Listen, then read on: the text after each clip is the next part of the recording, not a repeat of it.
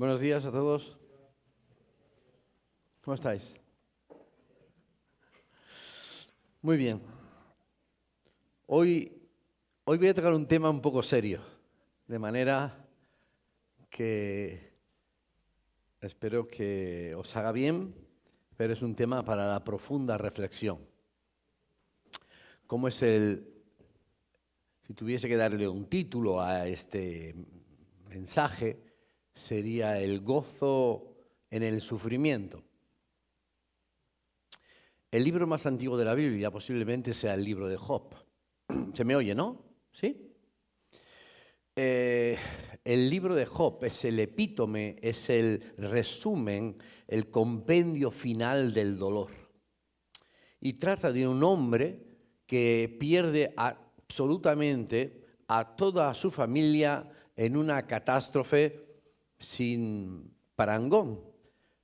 Pierde sus riquezas, pierde su propia salud y lo que es peor, un día se transforma en un hombre que casi ya pierde toda esperanza. Él no está confinado a una silla de ruedas, ni está conectado a un suero en un hospital, pero sí tiene una especie, la Biblia la describe como una sarna, como una especie de lepra. Sus amigos le maldicen, su propia esposa le llega a decir, maldice a Dios y muérete, o con un poco de mofa le dice, bendice a Dios y muérete, que parece ser lo que está realmente traducido. Pero con la idea de que diga, anda y deniega de tu Dios y olvídate. Y se queda absolutamente solo y aislado del mundo, derrotado en unas circunstancias de las más calamitosas que yo haya podido conocer y supongo que ustedes también. Pero hay un hilo delgado de alegría que se lee en el libro de Job.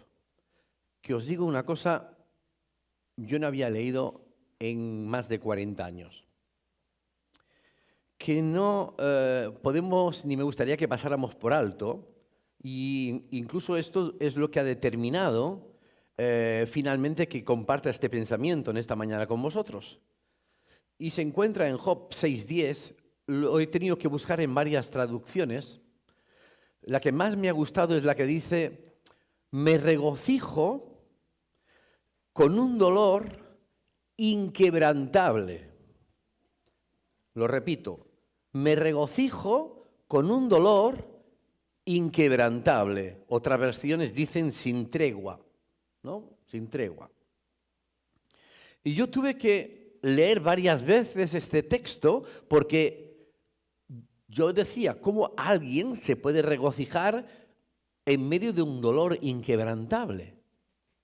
Porque ya te digo yo que si estás con un dolor inquebrantable, no te regocijas. Si no, díselo a los que tienen piedra en un riñón o cosas parecidas. ¿Cómo vas a decir regocíjate en las piedras de un riñón?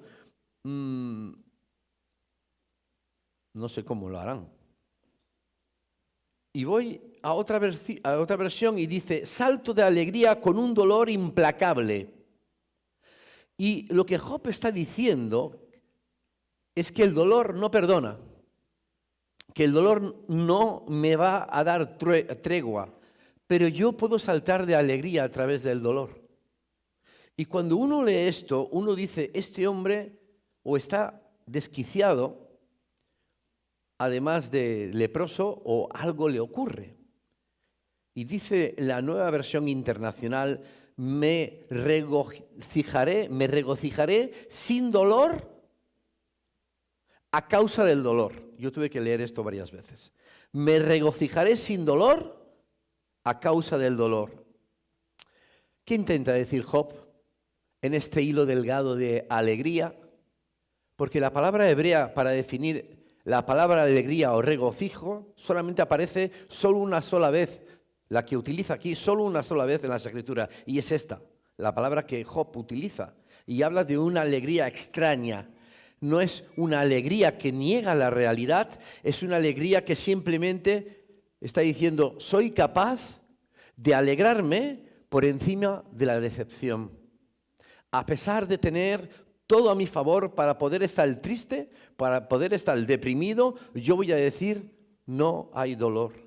Y yo voy a proseguir. Esto es lo que creo que Job intenta decir en este pasaje. Así que le dije al Señor, Señor, revélame qué más puedo aprender de este pasaje, de esta alegría en medio del dolor. Porque cuando la vida te azota fuerte y te dicen, hermano, el Espíritu Santo te va a consolar porque tu padre falleció o tu madre ya no está, vamos, fortalécete. Y tú dices, vale, pero ¿qué hago yo con el dolor? Y el luto se te instala en lo más profundo del corazón, la decepción, quizás la traición, la muerte, de pronto aparece en tu vida, en nuestras vidas, y nos cansa tanto dolor que no hay palabra que pueda levantar esto, que no pueda confortar y consolar esto. Job está viviendo esta situación y aún así dice que logra regocijarse. ¿Recordáis a José? Dice la palabra que estuvo 17 años de su vida en sufrimiento, vendido por sus hermanos,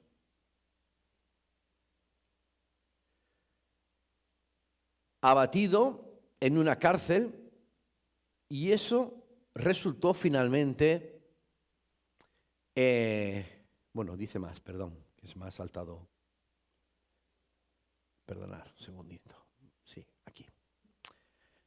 Decía, vendido por sus hermanos, y José, ese dolor le valió un posgrado de empatía y de madurez, porque cuando él estaba en la cárcel, él era tan solo un adolescente de 17 años, y por lo que yo leo en las Escrituras, vistiendo ropas, parece ser ropas caras, mimado del papi, y 17 años después de estar en la cárcel, ve a otro prisionero que estaba abatido también de dolor como él, y finalmente, para cortar la historia, resultó finalmente en salvar a dos naciones del hambre, como fue la egipcia y como fue la hebrea.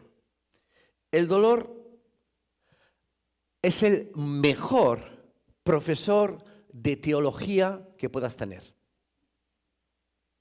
que jamás puedas conocer. Es un entrenador de la vida. Cuando te dueles, entonces llegas a identificar en qué necesitas crecer, en qué necesitas sanar. Y por encima de todo, el dolor reordena tus prioridades como ninguna otra eventualidad podría ordenarla. Como decía, te otorga un posgrado, te enseña, te reorienta. Y cuando voy a la palabra y veo a varios protagonistas, en las Escrituras yo veo a un Job, como os digo, que perdió absolutamente todo. A una Sara luchando con casi 90 años con su esterilidad. Y veo a Moisés fugitivo 40 años, a David con un suegro que intenta matarlo, a María Magdalena endemoniada, a Pablo que tenía recuerdos de asesinatos impregnados aún en su alma, y todos tenían algo común, todos oyeron a Dios en su hora más oscura, en lo que se llama la noche oscura del alma. Y ahí oyes a Dios sí o sí. No te estoy diciendo que tengas que pasar por ahí, no estoy diciendo esto, pero las oraciones más sinceras, ya lo he dicho en alguna ocasión, no se generan dentro de las iglesias, sino entre los pasillos de los hospitales, en los tanatorios, en los cementerios. Yo he visto enorgullecerse de ser atea a personas y, sin embargo, clamar a Dios con desesperación en los pasillos fríos de un hospital, ante un diagnóstico, ante una noche oscura. Entonces, insisto, cuando veo a los personajes bíblicos en sus horas más oscuras, yo me pregunto, ¿por qué pasaron por ahí? ¿Por qué el Señor me permite ver sus historias? porque Dios podía haber permitido a Abraham que se quedara en Ur de los Caldeos, a Moisés que se quedara plácidamente en la corte del faraón, ¿por qué no? Podría haberle ahorrado a David su experiencia con Goliat, ¿qué necesidad? Haber librado a Sadrach, Mesach, Abed-Negó del horno de fuego, a Daniel del foso de los leones, a Elías le podía haber evitado conocer a Jezabel, a Nehemías librarle de la cautividad, a Juan el Bautista haberle evitado Herodes, a Esther ser amenazada de muerte y a Jeremías ser rechazado o a Pablo naufragar, y la lista es interminable. Pero Dios utilizó todo este crisol de pruebas, ese tamiz, ese colador, para producir en ellos algo intencional: perseverancia, resiliencia. Yo tuve que buscar esta palabra, la encontré y la tuve que buscar, y es la capacidad que tiene una persona para superar circunstancias traumáticas, como la muerte de un ser querido, por ejemplo, un accidente, para fortalecer tu carácter. Ahora, yo, como todo el mundo, detesto las crisis. A mí no me gustan las crisis. No tanto por lo profundo del dolor, que también, sino por la duración de ese dolor, que a veces se puede extender en el tiempo. Aunque me imagino que por medio de esa crisis, si aprovecho la sabiduría, seré más sabio, seré más humilde, seré más flexible. El problema es que a veces no aprendemos, no hay sabiduría y al final se nos va la vida y no hemos aprendido nada.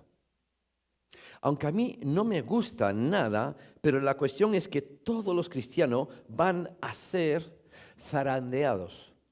Cuando digo todos, no lo digo yo, lo digo la palabra, y serán todos. Son permitidos por Dios y de manera intencional, de manera deliberada. Y el asunto es cómo vamos a salir de ese zarandeo. Juan, en el Evangelio según San Juan 17:15, ahí el Señor ora por sus discípulos y dice, Padre, no te pido que los quites del mundo, sino que los protejas del maligno. Así que ahí no pide que nos ponga en una burbuja, en un invernadero. Lo que pide es que Dios nos proteja en medio de la crisis, que sí o sí va a venir. Yo creo que hay un imán que nadie va a pegar en su nevera. ¿Sabéis cuál es? En el mundo tendréis aflicción. ¿No? ¿O sí, alguien lo tiene? Es decir, seremos zarandeados, sabemos que va a suceder. Lo único que no sabemos es cuándo va a suceder y cuánto va a suceder. Pero la buena noticia es que es para un propósito. Por algo sucede, porque el Señor quiere conseguir en nosotros carácter, resiliencia. Y como os decía hace un momento, de esta larga lista de hombres y mujeres de fe, me doy cuenta de que había una lección que Dios trataba de enseñarles, porque el mismo Dios que da lecciones a Jonás estando en el vientre del pez es el mismo Dios que a lo mejor te quiere hablar a ti y me quiere hablar a mí. Y no hay manera de cómo llamar tu atención, mi atención, porque tú puedes ignorar quizás una puerta abierta, una señal, ignorar un sueño, ignorar el sermón del domingo, ignorar lo que Dios te está diciendo, pero hay una cosa que no puedes ignorar. ¿Sabes qué es? El dolor. El dolor no lo puedes ignorar. Un dolor en los huesos, en el vientre, la fiebre, no lo puedes ignorar. Estás ahí, está ahí y dice, ¡ay! Y te afecta tu vida, y te afecta tu carácter. Yo acabo de pasarlo hace 3 o 4 días, durante 3 o 4 días. De hecho, me levanté de la cama ayer para ir a la boda. Pero sé muy bien de lo que estoy hablando. Y Dios va a utilizar todas las formas, todos los métodos posibles. No digo que Él sea el que genere el dolor, pero sí lo utilizará para llamar nuestra atención. A lo mejor Dios tendrá que sacarte de un comportamiento adictivo, no lo sé. O de una situación adversa, tampoco lo sé. Hay gente que está en una relación abusiva y no puede salir de esa relación abusiva. Con un marido que le maltrata, por ejemplo, y no sale a menos que pase por el dolor. No estoy diciendo que necesariamente de que tenga que haber malos tratos físicos, ni mucho menos. Me refiero al dolor del alma. Si no pasa por ese dolor y tiene un confrontamiento con la parte más oscura de lo que está viviendo, a lo mejor no saldría nunca, no saldría jamás de esa relación viciosa. ¿Qué ha sido el causante? ¿Qué ha sido el detonante? El dolor ha sido. O alguno de vosotros, si no hubiese sido por el dolor, quizás hoy no estaríais aquí, no lo sé, podría ser. A otros el dolor les hizo cruzar la frontera, el charco, como solemos decir, ¿no? La necesidad, el hambre, un futuro mejor. Escapar de la inseguridad, lo que sea. Pero en algún momento el dolor fue el catalizador que movió, que generó todo esto. Es lo que nos llevó a otro nivel, porque sentimos que debíamos hacer algo. Digo bien, sentimos, palabras que a los religiosos le tienen un poco de fobia. Algunos dicen, no, yo no siento, esto es de la carne, sentir es de la carne. Pero que yo sepa, estamos hechos de cuerpo, alma y espíritu. Y aquí hoy no hay espíritus sentados, sino cuerpos. Y sentimos. Que nadie minimice esto. Cuando Dios te da el placer de sentir, es un regalo que incluye también tanto el placer como el dolor. Vas a sentir. Porque amar duele, crecer duele, el bullying duele. ¿Quién dijo que la vida no duele? La vida duele. Y cuando le pides al Señor, Señor, dame un carácter más fuerte, ¿qué crees que va a hacer Dios? Te va a mandar más gente que te ataque. Para que te hagan más fuerte, ¿se lo has pedido? Y si tú le dices al Señor, Señor, ayúdame a sanar mi autoestima. Esto va a los jóvenes, a los adultos. Pues te mandará gente que te hagan bullying. Es igual si tienes 30, 20, 40, 50, te lo van a hacer. Que te ignoren, que te insulten, que te hablen mal, que hablen mal de ti, que te critiquen. Porque tú solo pediste, hazme más fuerte, ¿no? Se lo has pedido. Y para que Dios te haga más fuerte, no te va a quitar la adversidad, te la va a aumentar. Entonces, tu manera para resistir y que tu carácter se empiece a formar en el Señor, en Dios, es justamente catalizándola a través del dolor. No se habla mucho de esto en las iglesias. Que yo sepa, no he escuchado a mucha gente, porque pensamos que esto afloja a la gente, la desinfla, y yo pienso totalmente distinto. Yo pienso que alienta, porque ahora mismo estás pensando, yo pensé que era el único tontito que le pasaba lo mismo, pero veo que hay más tontitos, y José también es uno de esos tontitos, vamos, que no es una cosa que te ocurra a ti solo, porque todo el mundo ha sufrido o sufre, a todo el mundo le duele, pero se puede salir, y voy llegando a eso. El versículo más corto de la Biblia es: Jesús lloró. Yo creo que es el más corto, ¿no? Yo diría que sí. Así que yo veo a un Cristo familiarizado con el dolor. Ahora, aquí está lo que quiero transmitiros hoy. El apóstol Pablo dice: yo he aprendido a contentarme. No se olviden de esta palabra, aprendió. ¿Aprendió a ser feliz?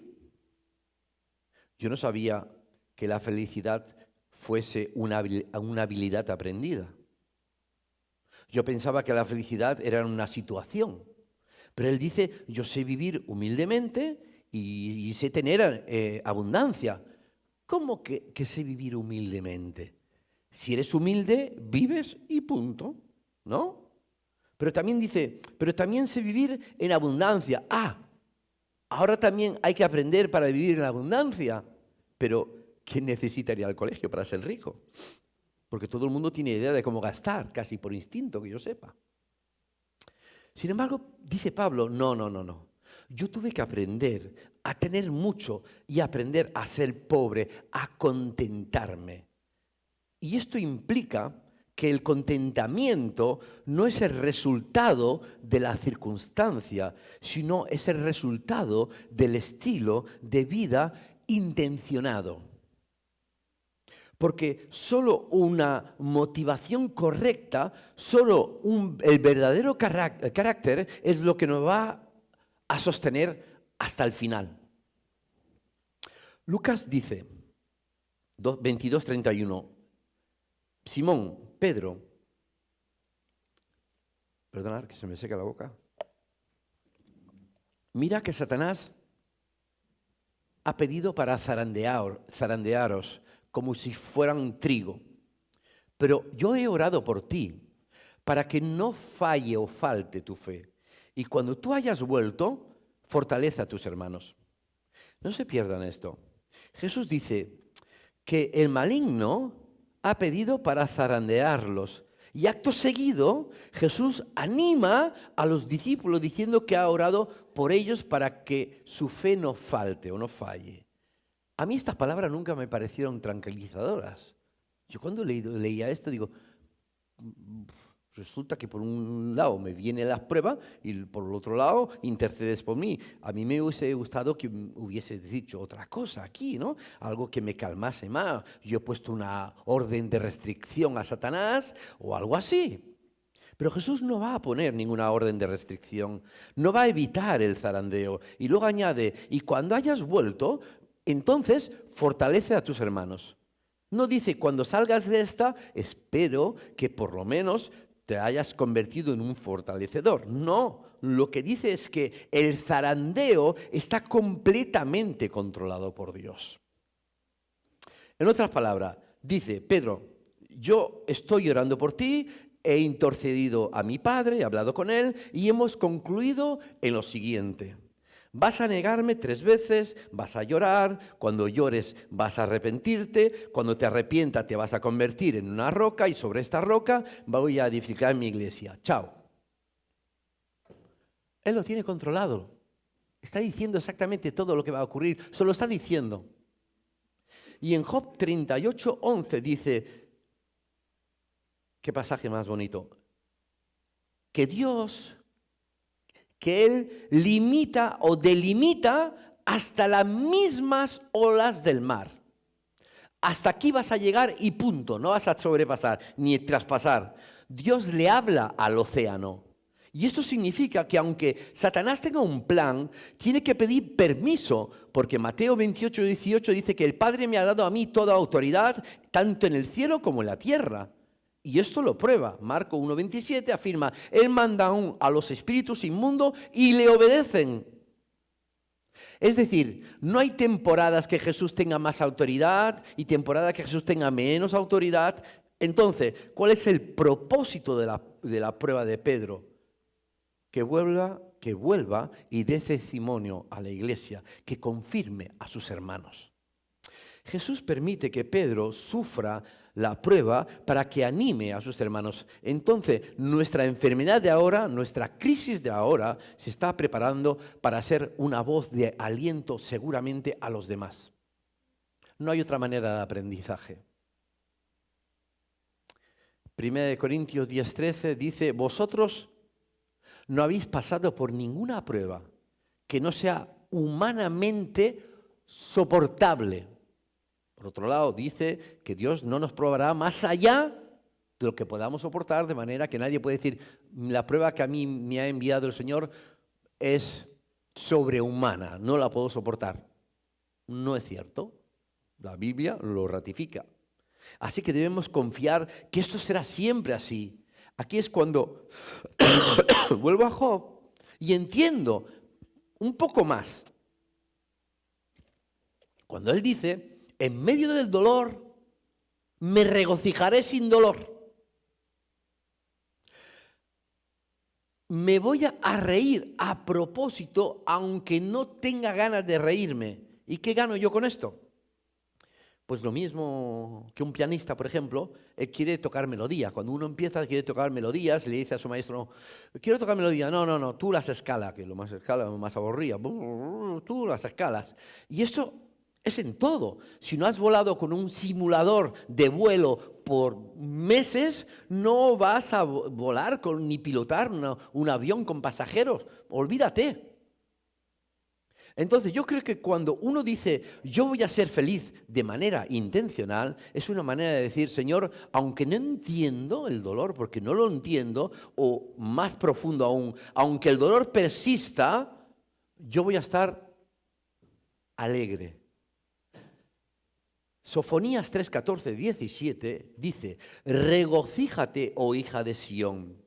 Se lo está diciendo a aquella que aún no ha dado a luz, a una mujer estéril, que empiece ya a celebrar, porque vas a extender las estacas de tu tienda, de los hijos que yo te daré. Pero igual todavía no ha ocurrido nada, ni igual marido tiene todavía. Es una orden al mundo de las emociones. Sonríe, porque si vienes a adorar a Dios y tu estado anímico, depende de cómo te va la vida, eso no es adoración. Eso es una adoración ególatra. Y dependiendo de cómo te va la vida, pues vas adorando y dejas de adorar, y esto no es adoración. Porque a Dios se le adora por lo que Él es, no por lo que Él te da. Lo dice Habacuc. Así que no dejes que tus imperfecciones, que mis imperfecciones opaquen la perfección de Dios por lo que deberíamos adorar. Tú tienes, y yo tengo que adorar a Dios aunque me vaya mal. Pero tú dices, ¿y qué ganas voy a tener yo de adorar a Dios? Hay días que me apetece meditar o me apetece adorar igual que una ducha fría en invierno. Entonces, ¿qué ocurre? ¿Solamente vas a adorar a Dios cuando te vayan bien las cosas? Porque Dios no prostituye su bendición, no la prostituye. Él no necesita que tú la adores porque Él te da unas bendiciones. Dios dice, tú vas a adorarme por lo que yo soy. Así que seas leproso o así que seas millonario, tengas un montón de hijos o seas estéril, pases por valle de muerte, de sombra o estés viviendo en un palacete. Esa es la adoración pura y es la adoración verdadera. Y esa adoración pura se descubre en el dolor, en la escasez, en lo que te falta. Entonces, ¿qué es el contentamiento? No es la ausencia del dolor. Pablo, cuando está diciendo, he aprendido a contentarme, no está diciendo que no esté ausente de dolor. Ahora lo veremos. Porque vivimos en un mundo imperfecto, con gente imperfecta, como tú, como yo. Pero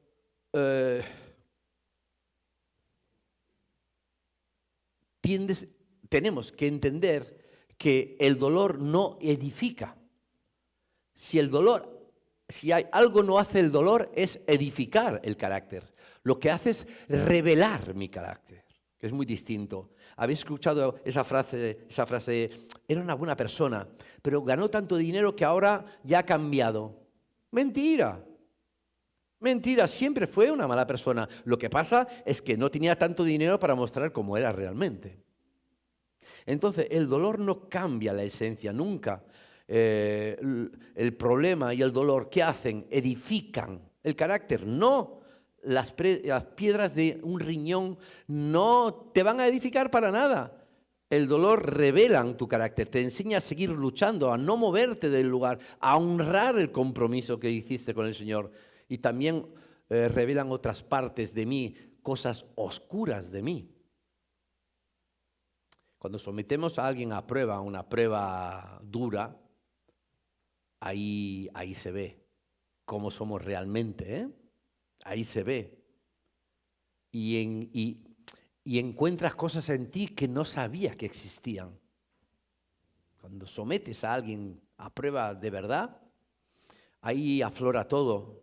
Uno descubre realmente quién es, cuando pasa por el valle de sombra y de muerte y tienes que decidir qué hacer con esos descubrimientos, tienes que decidir. Puedes reaccionar con ira, otros lo hacemos con negación, con desaliento, pero así no vamos a poder construir absolutamente nada en la vida. Tienes que decir, wow, cuánto trabajo tiene el Señor que hacer en mi vida.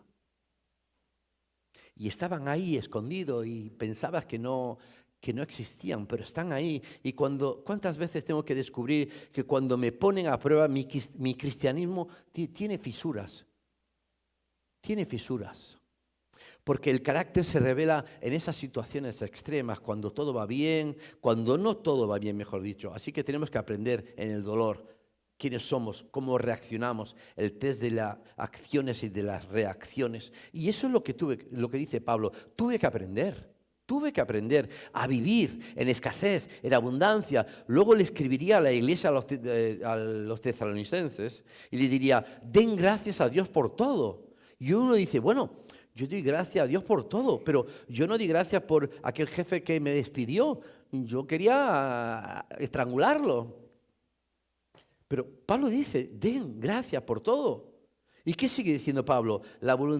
Porque la voluntad de Dios en Cristo Jesús es para todos vosotros. Lo repito, la voluntad de Dios en Cristo Jesús es para todos vosotros. Pablo está diciendo, no le den gracias a Dios por los regalos perfectos, sino también por los regalos imperfectos que tienes. Quizás puede ser un hijo. Por ejemplo, decirle, hijo mío, yo estoy contento de que estés aquí, que estés conmigo, pero tu carácter un tanto podrido, por decirlo de alguna manera, hacen a veces que mi carácter sea expuesto y tenga que arreglar mi situación cada día con el Señor en mi vida. El Señor permite cosas en nuestras vidas, no tanto por ellos, sino a veces por nosotros mismos. Claro, nosotros vemos al de enfrente, pero igual el Señor te lo permite en ti. Tal vez ese jefe imperfecto que te tocó, tal vez está mostrando que no tienes tanta paciencia como tú pensabas que tenías. Y si tú estás esperando a los compañeros perfectos, a los hijos perfectos, al jefe perfecto, a la vida perfecta, vas a sufrir. Vas a sufrir una fiebre de descontento y frustración el resto de tu vida. Porque no hay gente perfecta, no hay iglesias perfectas, no existen. La felicidad y el contentamiento es una actitud en la vida, de la vida. Y Pablo dijo, tú tienes que contentarte por todo. Pero tú dices, pero Pablo, no sabes en el matrimonio en el que estoy, ni el niño que me tocó, ni mis dolores crónicos. Tú no los conoces. Pero ¿sabes una cosa? Muy posiblemente, cuando Pablo está escribiendo estas palabras, al igual que Filipenses, Colosenses, Filemón y Efesios, Pablo escribió entre cadenas. Y seguramente esto que escribiría sería en algunos momentos de sosiego que él tendría en una mazmorra, en un -3, posiblemente sin luz o con un candil o con una lámpara de aceite. No penséis que tenía una vista al mar, de manera que él sabe perfectamente lo que está diciendo. Está hablando desde el dolor. Porque para Pablo el contentamiento era el producto de una vida enfocada en su Dios. Cuando te enfocas en Dios, tú puedes estar en cadenas, puedes estar pasándolo mal, pero con lo mucho o con lo poco, yo voy a aprender a alegrarme. Pero si tu gozo está regulado por tu cuenta bancaria, por tu casa, por donde vas de vacaciones, entonces eres pobre y miserable. Y lo único que podrás amasar es quizás una fortuna, en el mejor de los casos. Porque en algún día, por la ley de entropía, que es todo lo que viene se va, que todo es reversible, se marchará. Las cosas vienen y van, se marcharán. Así que tiene que haber algo más que supere a todo esto. Hay gente que es feliz porque sabe viajar liviana por la vida. Ha sido sabia y ha sabido librarse de del peso innecesario de la vida. Esto parece banal lo que estoy diciendo, pero si hay algún consejo que te puedo dar esta mañana, que me puedo dar esta mañana, es viaja liviano por la vida. Porque rico no es el que más tiene, sino el que menos necesita, dice el dicho. Si no hay para comer, pues comemos huevos con patatas. Y si no hay huevos, pues patatas, no importa, listo, y a ser feliz. Lo que trato de decir es que tu contentamiento tiene que estar por encima del dolor. Y si pierdes ese contentamiento, entonces Dios hará que transites por el dolor. Quizás para que entendamos a los que sufren, para que llores como Cristo mismo lloró por Lázaro, su amigo, para que tengas dolor, para que te conmuevas. Los predicadores que hablamos de gracia, no es porque seamos libertinos, no es porque seamos pecadores. Los predicadores que hablamos de gracia es porque hemos sufrido. Porque entendemos tu dolor, porque sabemos que no es fácil. La vida cristiana no es un paseo por el parque, no lo es. Esto es una batalla diaria y cuesta ser santo. Pero tenemos su gracia para darnos una ducha de gracia todos los días. Y cuesta tener un carácter agradable a Dios. Ahí están los frutos del Espíritu. Gozo, paz, benignidad, tantos preciosos. Están, claro, la vida cuesta y estás en una iglesia donde te entendemos. Porque esto no es un lugar ideal. Ideal sí que lo es, pero donde haya un ecosistema que todo es maravilloso. No lo es. Aquí hay gente enferma, gente con problemas. Todos estamos así. Pero la gracia de Dios nos alcanza para hacernos santos, así que alégrate a pesar de todo, alégrate, liberarás un sinfín de bienestar. La ciencia y la medicina te dirá que si tienes alegría, que no es la risa tonta, la alegría de corazón, liberarás endorfina, dopamina, no habrá ansiedad, no habrá depresión. No existirán estas cosas, porque habrás aprendido a contentarte. Te subirán tus defensas. No sé si habéis visto la película Patch Adams. Pues en la historia real, el doctor Patch Adams descubrió eso en enfermos terminales, que cuando un enfermo terminal se reía, él se ocupaba de esto. El cáncer que podía terminar en cuestión de días, hacía que perdurara años e incluso llegaba a desaparecer. Sus compañeros no se lo creían. Se sorprendieron. El estado de ánimo levantaba de tal manera las defensas de la persona que los dolores desaparecían. Dejaban de somatizar, los problemas psíquicos se traducían en problemas físicos. Por eso Dios te dice, alégrate primero y yo te voy a bendecir. Empieza a hacer algo por ti mismo. A lo mejor el dolor, el bullying o lo que sea que tengas que tiene que ver con esa tristeza que quizás tengas en tu corazón, y tienes que decir, ya no tienes más lugar en mi vida.